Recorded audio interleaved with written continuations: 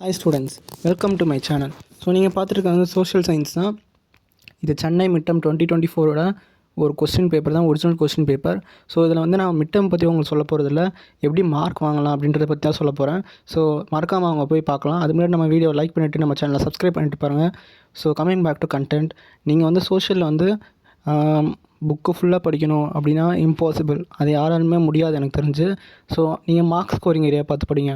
So வந்து இப்போ எப்படின்னா ஹிஸ்ட்ரியில் வந்து ஒரு ஃபஸ்ட் லெசன் இம்பார்ட்டண்ட், ரொம்ப Veerapandiya Kattabomman important, 10th lesson ரொம்பவே இம்பார்ட்டண்ட்டு. ஸோ அதுக்கப்புறம் ஜாகிரஃபியில் பார்த்தா ஃபஸ்ட் ஜாகிரஃபியில் வந்து டீட்டெயில்ஸ் நல்லா கவர் பண்ணி வச்சுக்கோங்க. ஏன்னா ஹிஸ்ட்ரியில் வந்து உங்களுக்கு டீட்டெயில்ஸ் ரொம்ப கஷ்டமாக இருக்கும். ஜாகிரஃபி, எக்கனாமிக்ஸ் கொஞ்சம் கஷ்டம்தான், சிவிக்ஸ். ஸோ ஜாகிரஃபி, சிவிக்ஸ் நீங்கள் கவர் பண்ணிட்டாலே நீங்கள் ஈஸியாக வந்து டீட்டெயில்ஸை கவர் பண்ணிடலாம்.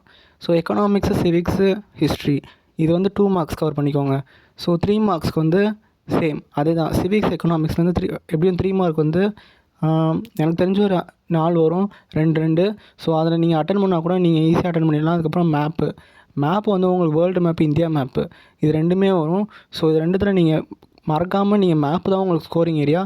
மேப்பே நீங்கள் விட்டுட்டால் உங்களுக்கு கண்டிப்பாக 80+ தான் வரும், நான் அஷ்யூராக சொல்கிறேன். ஏன்னா மேப் இல்லைன்னா சீரியஸாக மார்க்கே வராது. அதே மாதிரி எஃபெக்ட்ஸ் ஆஃப் வேர்ல்டு வார் 2 நான் இது எல்லா கொஸ்டின் பேப்பர்லேயுமே பார்க்குறேன். பப்ளிக் எக்ஸாமில் ஒரு வருஷம் விட்டு ஒரு வருஷம் கேட்டுக்கிட்டே இருக்காங்க. ஸோ மறக்காமல் படிச்சுக்கோங்க. All the thank you.